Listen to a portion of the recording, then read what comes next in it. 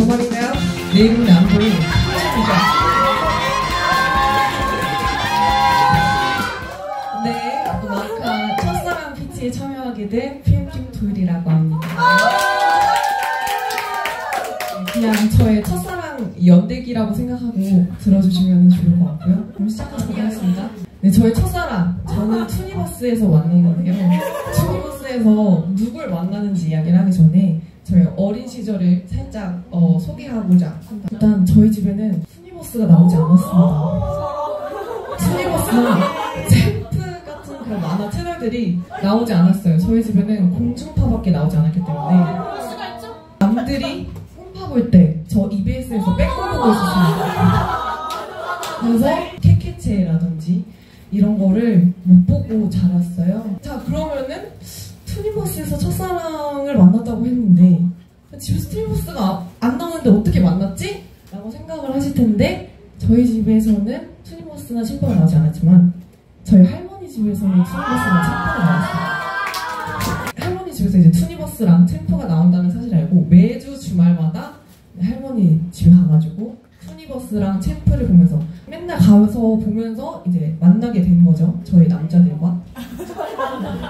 근데 이제 어렸을 때 투니버스랑 챔프를 많이 보신 분들은 아시겠지만 코난데이, 이누야샤데이라고 해서 하루 왼종일 코난만 틀어주고 하루 왼종일 주구장창 이누야샤만 틀어주는 날이 있었어요. 제가 압도적인 비율로 코난과 이누야샤를 많이 보게 되면서 이 남자들과 사랑에 빠지게 됩니다. 네, 굉장히 잘생겼죠? 제가 좀 주인공만 좋아하는 병을 가지고 있어요. 그래서 도일이와 이누야샤에게 빠지게 됩니다. 처음에 도일이를 봤었을 때는 굉장히 잘생겼는데 머리도 똑똑해 거기다 칭칭거려? 완전 내 스타일이잖아? 이러면서 빠지게 돼요. 그 다음에 이누야샤를 봤었을 때는 강아지 귀에 친드레인데 은근 다정한 모습까지? 귀여운 강아지남이라니 완전 반칙이잖아? 하면서 빠지게 됩니다. 근데 이제 학년이 올라가면서 제 주변 친구들은 이런 만화 채널들을 이제 졸업을 하고 아이돌로 갈아타기 시작하더라고요. 아이돌들. 하지만은 그렇죠.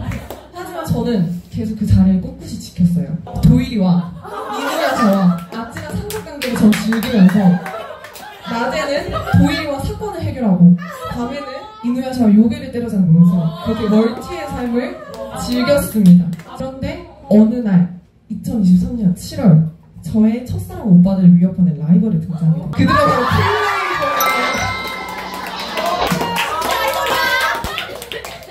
플레이보이예요. 처음에는 요즘에도 이렇게 데뷔를 하는구나, 신기하다 라고 생각을 했었어요. 근데 한 번 보기 시작하니까 알고리즘이 미친듯이 뜨더라고요. 알고리즘은 알았던 거죠. 제가 이 남자들을 사랑하게 된 어떤 운명을 타고난 사랑이라는 거를 알고리즘은 알았던 거예요. 처음에는 얘네 좀 웃기네? 재밌네? 그랬어요. 근데 이게 보다 보니까 매력 끝이 없는 거야. 안 보여. 너무 많아. 그래서 잠들기 직전까지 이렇게 플레이브를 보게 되는 그런 지경까지 이르게 됩니다. 나 얘네를 사랑하게 됐구나. 우연의 시작으로 평생 사랑하게 된 남자들을 만나게 됩니다. 자, 이건 그 남자들을 사랑할 수밖에 없는 12가지 이유인데 정말 너무너무 많지만 시간 관계상 이렇게 좀 줄여봤고요. 이렇게 천천히 읽으시면 되고, 자, 우리 5명의 애들, 정말 너무 예뻐요. 너무 예쁘고 너무 귀엽고 너무 사랑스러워요. 그래서 이 남자들과 사랑에 빠지면서 저의 일상은 플레이브로 장악이 되는데, 아침에 일어나서도 플레이브, 점심 먹으면서도 플레이브, 저녁 먹으면서도 플레이브, 잠들기 직전까지 플레이브, 꿈에서도 종종 나옵니다. 제가 좋아하면은 꿈에 잘 나오는데 잘 나오더라고요, 이분들이. 자, 그래서 마지막으로 첫사랑에 대한 좀 정의를 내려보고자 하는데요. 첫사랑은 나를 설레게 한 첫 순간. 저는 도일이를 만났을 때도, 이누야샤를 만났을 때도, 우리 예준이, 노아, 봉구, 그 다음에 은호, 하민이를 만났을 때도 모두 다 새로웠어요. 저에게 모두 다 새로운 감정이었습니다. 첫사랑은 좀 공식화하면은 설렘 플러스 두근거림 플러스 호기심이에요. 첫사랑은 여러 명이어도 되는 이유가 소유물이 아니라 감정입니다. 이렇게 여러 가지 감정들이 복합적으로 만들어진 게 바로 첫사랑이에요. 그래서 감정은 복수 사용이 가능하기 때문에 첫사랑은 한 명이 아니어도 된다, 여러 명이어도 된다. 한 명보다는 7명이 나를 설레게 하는 게 더 행복하지 않습니까? 첫사랑 7명 그렇게 많지 않다고 생각합니다. 네, 당신의 첫사랑은 몇 명입니까? 저희 PT 마치도록 하겠습니다.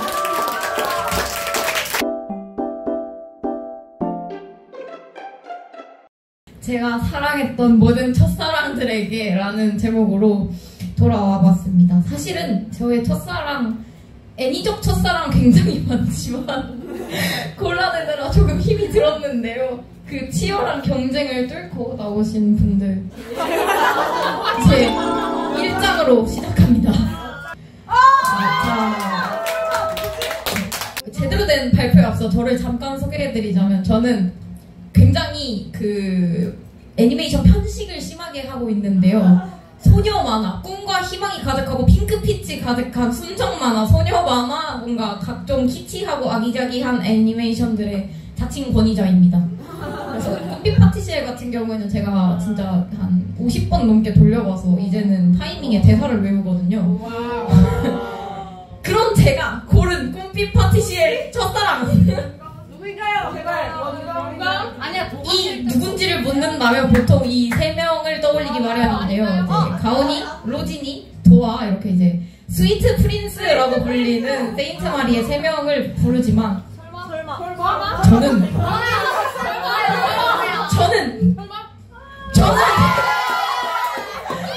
마리 선배 옆에 있는 이 루이를, 전 이 루이를 정말 사랑했습니다.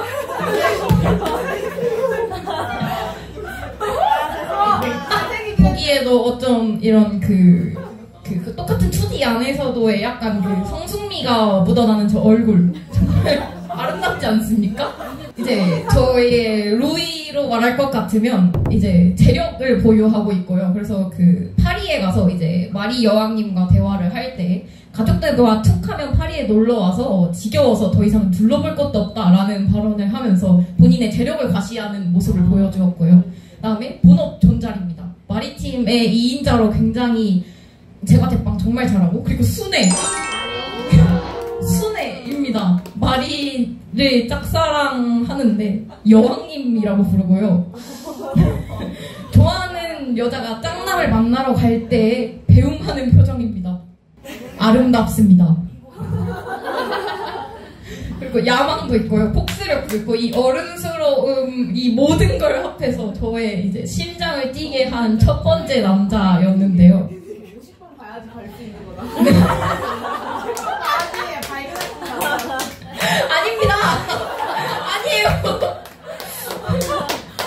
네, 그래서 이제 이 엄청난 남자가 저의 첫사랑이었다면, 이제 제 2장으로 넘어가게 된다면, 자, 꿈빛 파티시엘과 양대 산맥을 이루는 캐리캐리 체인지를 당연히 뺄 수가 없는데요. 파에는 이제 3명의 남주 후보가 있다면 캐리캐리 체인지에는 2명의 남주 후보가 있습니다.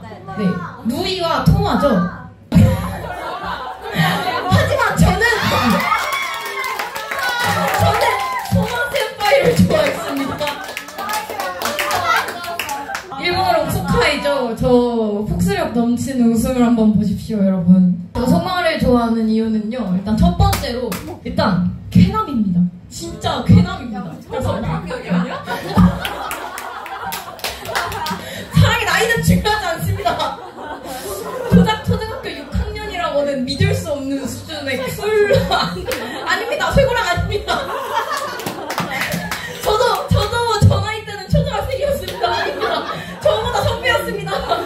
우리 끌려가요. 아닙니다. 하지만 초등학교 6학년이라고는 믿을 수 없는 수준의 쿨함을 보여줬고, 이제 중학교에 올라가면서 이제 교복 바뀐 거 보이시나요? 중학교 교복인데요. 그다음에 연상미, 초등학교 6학년이지만 스러워 보이지만 이 어른스러움이, 성숙함이 어나더 레벨이었고요. 그다음에 순애입니다. 그 소마의 첫사랑이라는 캐릭 체인지 2기 20화에 보면 이제 에피소드가 있는데, 그 미모의 연상 누님이 소마의 첫사랑이거든요. 그래서 이런 순애적 모먼트를 보여주십니다. 짧게 설명을 해보자면, 이제 어렸을 때부터 약간 소꿉친구로 동고동락해오던 사이인데, 이제 그 여자분이 먼저 짝사랑을 하셨고 소마는 뒤늦게 깨닫게 된 케이스인데, 이제 둘이서 약간 이분이 유학을 가시기 전에 뭐 네이클로버를 찾으면 나한테도 행운이 올 것 같다라는 얘기를 해요. 그래서 유학 떠나는 날, 기차 떠나기 직전까지 이런 몰골이 되어가면서까지 네이클로버를 찾아다 주는 그런 모습을 보였고요. 그래서 마지막에 깨닫고 이게 첫사랑이었다는 걸 자각한 발언을 하는데요. 굉장히 유죄였습니다. 그리고 또 하나의 이유. 그래서 나중에 본인이 좋아하는 여자에게 굉장히 순애를 바치는 이 장면은 왜 순애냐라고 말씀을 드린다면 세라인데요. 아, 스포일러가 되었다면 죄송합니다. 아, 죄송합니다. 저한테 너무 일상적인 거라서 죄송합니다. 미모입니다. 아름답지 않습니까? 쓰력 저 아름다운 미모로 인해서 제가 정말 저에게 첫사랑을 안겨준 그런 남자였습니다. 네, 감사합니다.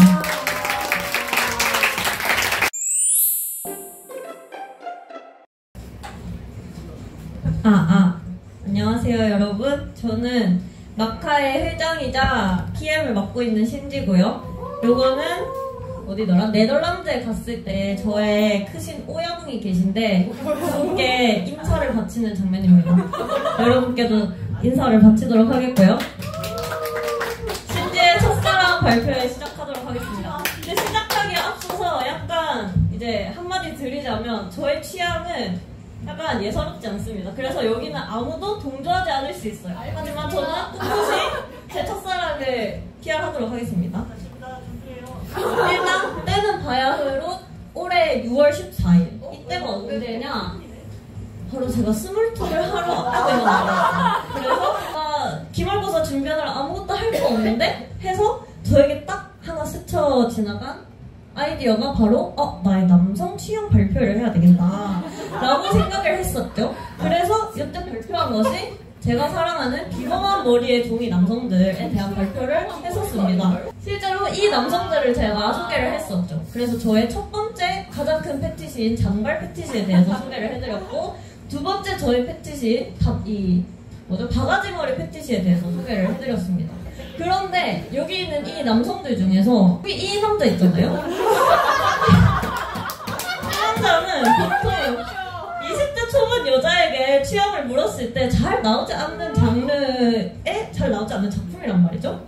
이게 분명히 80년대에 방영이 된 애인데 이 새끼 이걸 어떻게 본 거지? 라는 이 좀 기본한 뭔가 취향에 대한 뭔가 이 예상을 했을 수도 있어요. 그래서 제가 이 작품을 어떻게 알게 됐냐? 바로 저희 아버지가 굉장한 드래곤볼의 광신도였기 때문에 초등학교 10살인 저를 옆에 앉혀두고 저희 아버지이십니다. 항상 퇴근하고 나면 저를 앉혀두고 드래곤볼 Z 시리즈를 무조건 같이 보게 시키셨어요. 그래서 초등학교 10살의 신지는 엄마 옆에 아무 생각 없이 그냥 이 재밌는 스토리 라인을 따라가는 척 보고 있었습니다. 하지만 닮았다고요? 약간 싫어하는 말 아닌가요? 아무튼 그래서 열심히 보고 있었는데 아빠는 제가 그냥 즐기면서 보는 줄 알았고요. 하지만 이때 10살 신지는 무슨 생각을 하고 있었냐?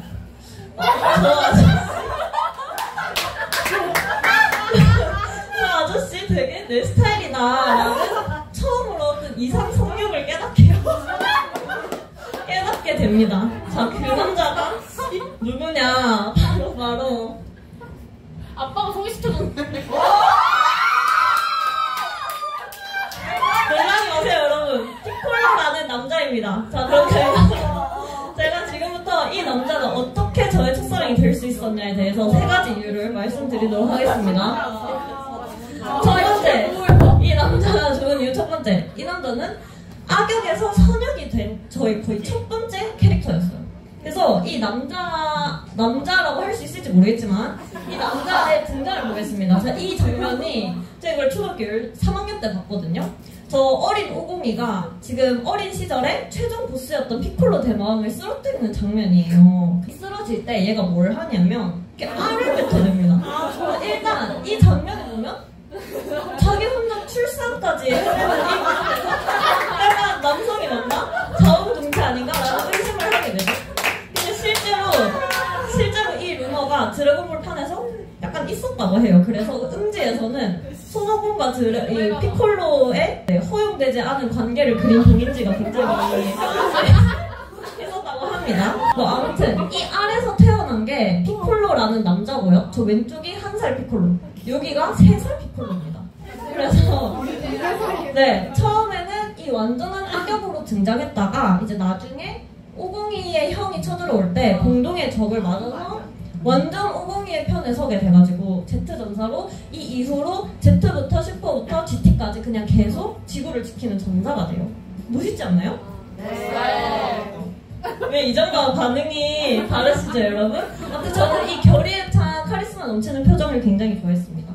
자, 이게 제가 피콜로를 좋아했던 첫 번째 이유고요.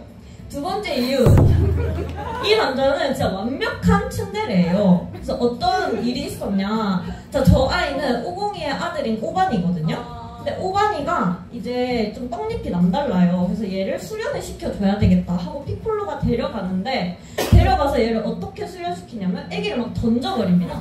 그래서 그냥 이게 뭐 극한의 상황에 처하면 알아서 각성이 되겠지, 이런 교육 방식이거든요. 그러면서 얘가 무슨 대사를 치냐, 저 보이시나요? 착각하지 마라, 내가 너 따위를 구할 것 같냐, 이런 진짜 완전 츤데레의 정석 같은 대사를 뱉어요. 하지만 막상 저기 쳐들어왔을 때 4살짜리 오반이가 너무 겁에 질려서 아무것도 못해요. 너무 귀엽죠? 근데 얘가 아무것도 못하고 있으니까 아까 그 대사를 쳤던 피콜로가 갑자기 앞을 나가서 자기 한 몸 희생해서 애기 오반이를 구해준단 말입니다. 그래서 그 다음에 드래곤볼에 진짜 한 5손가락 안에 꼽히는 명장면인데요. 죽어요, 이렇게 살리고. 죽으면서 뭐라고 하냐면, 지금 자기랑 진심으로 말을 나눠준 사람은 네가 처음이었다 그러면서 죽는 순간까지 눈물을 흘리면서 오반이의 생사를 걱정해준단 말입니다. 제가 이거 보면서 진짜 너무 좋다라고 생각이 없었던 거죠. 왜냐면 초등학교 4학년에게 이런 건 너무 충격적인 서사니까요. 그래서 이 남자를 사랑하게 됐고, 마지막 이 남자가 좋았던 이유는 바로 진짜 어른인 캐릭터라는 점입니다. 자, 이걸 설명하기 위해서는 제가 약간 사이어인에 대한 설명을 짧게 해야 되는데요. 지금 이 사진이 전부 다 손오공 주인공의 모습이거든요. 근데 보면 머리 위에 링이 달려있잖아요. 이 링이가 작중 거의 한 3~4번을 죽었다 살아나요. 그게 왜 그러냐, 사이어인은 죽을 고비를 넘길수록 강해진다라는 설정이 있기 때문이죠. 그래서 이 502도 자기 아들인 오반이를 이제 강해지게 만들기 위해서 악당한테 그냥 던져요. 던지고 이 고통을 계속 받고 있는데 이걸 지켜봅니다. 그리고 앞으로 네가 견뎌내서 각성해라 라면서 지켜본단 말이죠.